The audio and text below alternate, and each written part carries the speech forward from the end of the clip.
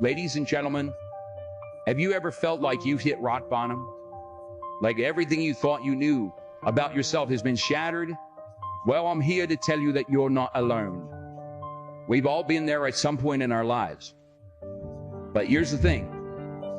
When life knocks you down, you have two choices.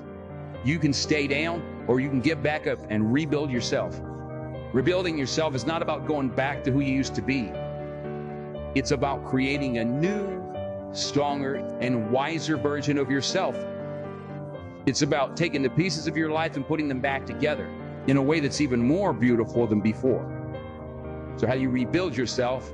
First, you have to acknowledge that you need to change.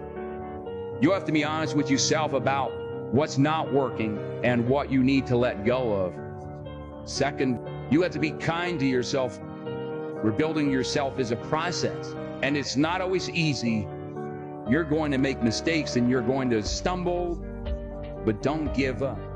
Be gentle with yourself and remember that you're doing the best you can. Third, you have to take action. Rebuilding yourself requires effort and dedication. You have to be willing to put in the work and make the necessary changes to create the life you want. So I want to leave you with a challenge today. What area of your life do you need to rebuild? Is it your relationships, your career, or your health? Whatever it is, I want you to take the first step today. Take one small action towards rebuilding yourself and see where it takes you. Remember, rebuilding yourself is a journey, not a destination. It's a process of growth, learning, and transformation.